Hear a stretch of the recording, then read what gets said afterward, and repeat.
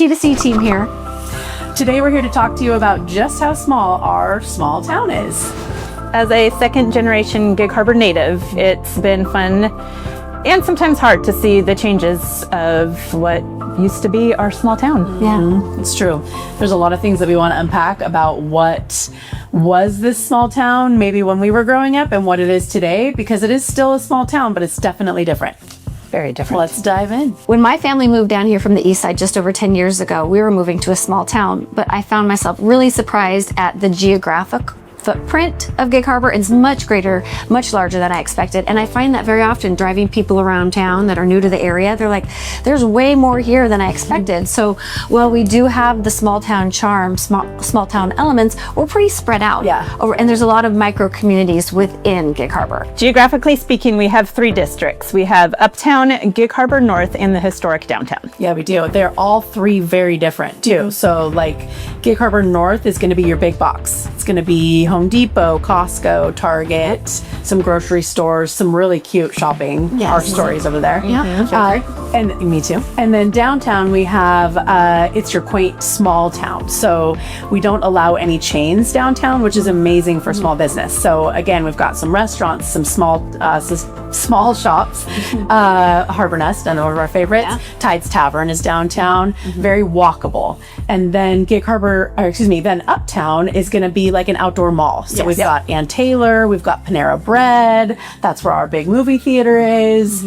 Another thing to point out with these 3 districts is 2 of them have big medical facilities. True. Yeah. So in Uptown is Multi-care. thank you. Yeah. And then in Gig Harbor North we have Franciscan, Yes, we have St. Anthony's, the beautiful St. Anthony's Hospital. which is an emergency room hospital. It is. And also medical buildings. And to boot, each Gig Harbor North and Uptown both have a lovely urgent care. Oh, that's Often frequented Yes. by all of us. theaters. We're there very often. And they do sport physicals. Yes, they do. Yeah. An interesting thing about relocating to this small town was that while the home is certainly important, so much of it revolves around finding the right lifestyle and the community within moving down. So when we first came down here, it was going to be totally Canterwood because I knew that was going to be built-in community. Ultimately, not where we landed. It is where my parents landed. But little did I know that that was going to organically happen by way of the activities that we got involved in. It was the same way for the school we chose for our kids. We were really as much concerned about the community and the lifestyle that we were going to be adopting by moving down here as we were the house we were going to move into. Yeah, when we're driving clients around town, I always say, oh, and then this is like a small little gated community, and this is like a small little gated community, because we do have these little pockets. Yeah. So you've got Raft Island and Fox Island, and then you've got Reed Road, and then you have East Bay where we're at, and Horsehead Bay is another big one for sure. And then Gig Harbor North is this new big booming, more cluster neighborhoods. And then on the other side of the harbor, so there are all these neat little neighborhoods and pockets that are all submerged in Gig Harbor. And I feel like each of those have their own, like all the little grocery stores. That's like one of my favorite things. Yeah. So when you're out on Raft Island, for example, there's Island View Market, and they have a little brew pub. And Fox Island, where Amber lives, Zogs, maybe been there a couple times. Just a few down the street, but it's definitely a very much community, and it's nice too when all your friends live there, because then you don't really have to leave. Yeah, You don't have to go too far. No, it's a special spot for sure. It really is. It's you can't beat the views out there. Right, and it has its own boat launch and fishing pier and Beach with sand. like one of the only sandy beaches. Bella. Yeah. When people are moving down to Gig Harbor, I think there's a lot more confidence once you start to understand each of the different areas of our small town. So we love our little YouTube series where we highlight each of the areas, MLS 1 through 9. It'll give you a little more information on geographic location of these areas, what's to offer within them, and which one might be the right fit for you. So check out those on our YouTube channel. Definitely. Micro communities all over Gig Harbor, and I think there's just a little something for everybody. There is. Yeah. There is. Well, I've got to say that ChatGPT said it best, because Gig Harbor has got a lot of social overlap going on around here. Social overlap, buzzword. Yep. Tell us And what what it does that is. mean? That means that when you are out and about, you are going to see someone you know. That's just how it happens around here. And I think the reason for that is because we have a very integrated youth sports program. We have an incredible Chamber of Commerce that puts on these great community events. I would say a majority of people that live in the harbor are boaters or fishermen. And so you're going to, when you go down to get on your boat, you're going to bump into the same people that are going out boating. When you go down to the tree lighting event, you're going to see the families that want to go down there and watch the tree lighting. And with the integrated youth sports, these kids are growing up from, little babies playing the bumblebee soccer all the way to hoping that they get a scholarship to play in college. What I really love too is that we have two main high schools. We have Gig Harbor High School and we have Peninsula High School. And there's a multitude of elementaries and middle schools that feed into these schools. But because of the sports programs that the kids play on that are Gig Harbor based, they may go to a bunch of different elementaries, but they're going to play together. And then by the time they get to that high school, they know quite a few people, and it's a neat camaraderie. And true to your point, when you get pulled over for not having a front license plate, you'll get a call from at least 3 or 4 friends to ask how bad was the ticket. Yep, you're gonna run into. So you don't want to wear your jammies to the grocery store unless you're very confident in those jammies. Yeah. Or you want to see somebody. Yeah. Oh, because that will be a sure way to see somebody. Yeah, Very good. Speaking of the small town vibe, I think that those community events that I previously mentioned really make it feel small town, but they're so much fun. And they're things that you can really count on. So I know, like, when we have friends visiting from out of town, we want to make sure that they hit the Blessing of the Fleet. When is that? That is in the first or second weekend of June. Yes. And the Blessing of the Fleet, if you're not familiar with it, please go look into it, because we have the largest, I wish CJ were here for this, fishing per seiner on the West Coast. And so we really and truly do celebrate those fishermen still. And so there's a huge festival. Part of Gig Harbor Days. It is part of Gig Harbor Days. And then we literally bless the fleet and send them off to Alaska to fish for the season. And then what do we have? Christmas. Also incorporated in that weekend is a really large parade that you see every sports team, businesses, clubs, groups represented in this parade. And then there's vendors, and it's a whole weekend affair. Gig Harbor Days.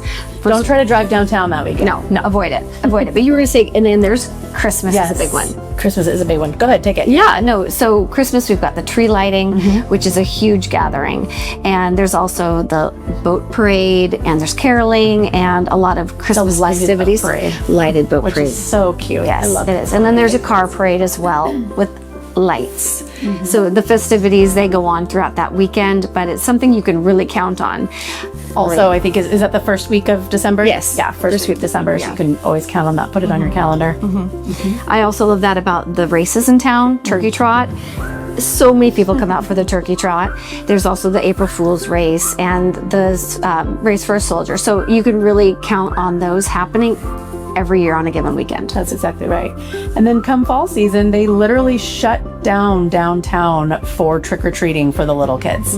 We always did it when our kids were little. They kind of outgrew it after a while, but it's so much fun, and you see everybody. And again, the community gets involved. The fire department's there, the police department's there. Everybody's got their tents set up, and they're all handing out candy. And it's a really fun, safe environment to take your kids trick-or-treating. It is. And I think what's so magical about these events is, while our community puts so much time and effort into them, the community actually shows up. Yeah. So in some bigger cities, you're going to get 5% of the community to show up to these events.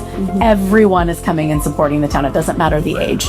My parents are in their late 70s. They're going to these things. My younger sister has little kids. She's going to these things. Like, it's a fun atmosphere, and it's a way to get out and about and see your friends. It is. Yeah. Another thing that Gig Harbor is known for is our boating community. We have slips you can rent for your boats. You can buy them down. There's boat launches. There are many places that you can take your boats, but you can't get by foot, including Dead Man's or Cuts Island, which is the locals' known spot. It's not very private anymore. You can out. Yes. Or if you don't have a boat, you can go to Kopachuk State Park, which is on the water, and you can paddleboard. Or I have seen people swim that way too, but I don't highly recommend that. Along with outdoor activities and enjoying the water, there's some beautiful parks. We have Zamel Park, which has actually a really neat concert series in the summertime. There's concerts downtown, along with movies downtown at that park, Scansy Park. Yep. And then we've got a couple really neat new facilities for families to enjoy, people of all ages. We have the Gig Harbor Sports Complex, where you can just pickle your heart out. And then you've got basketball and turf fields. And then there's an indoor facility. Penn Met has just built a lovely, stands for Peninsula Metropolitan Parks. Penn Met has built this really wonderful indoor facility with tracks and basketball courts. So for these winter months, well, now it's spring, but it's really nice to get out of the rain and have a place that's dry to play. And we have an amazing YMCA as well. So there's a lot of options, and that doesn't even touch on the gyms and specialty Pilates, bar, all those wonderful smaller businesses that we have in our community. There's a lot to offer. Lots to do. I think that that's really kind of a surprising aspect when we're working with buyers that are relocating here. A lot of times from bigger cities, they assume that they are truly coming to a small town that doesn't have anything, and you have to travel out to all these places to get amenities, and you really don't. We have a little bit of everything for all ages, like we've mentioned a couple of times. Pickleball is, I don't know if you know this, but it is native to here. Yes. Started on Bainbridge Island, which is just 45 minutes north of us. So it's been a big, thriving sport here for a long time, and it's just getting bigger as it gets more and more globally known. So I love that we have some great facilities for that, because that is for all ages. My kids love it. My parents love it. I don't know if my parents play so much anymore, but they did at one time. And they loved it then. They did. So I think that that's a good surprise factor when people are relocating here, that it does, as we've talked about throughout this whole video, that it does feel super small town and quaint. We really and truly have all the amenities that you need. And if you don't, it's a quick hop over the Narrows Bridge. Tacoma's right over there. We have a high-speed ferry that can zip you up for all your sporting events. Right to the stadiums. Right to the stadiums. Don't even need a vehicle. Just take your little Lion scooter. It's great. It is fun. So I think that that's a fun surprise factor when we're driving people around that are new to the area. Just a lot more here than people expect. A lot more here. And especially when you do drive over the Narrows Bridge, I love this aspect, that it does trick people a little bit. Our whole highway is still lined with trees. So you have no idea what's beyond those trees until you take one of the exits. So if you're driving in, you do think that there's nothing here. No, there's nothing. I didn't understand. I was like, I don't get it. I don't know what the big deal about Gig Harbor is until my sister moved here and I explored off of Highway 16. Like, oh my gosh, I get it. They're hiding it. Hiding it. And I love that we're hiding it, because people can just drive right on through. But then when when you're picking off the highway and looking at the exits, it is really cool. And just one last thing to talk about that I think is super cool, that's rather new, is the Cushman Trail. So that's another place that you really and truly bump into people. There's all ages, there's walkers, there's kids riding bikes, there's scooters, and it does literally go from the Narrows Bridge almost all the way to the county line.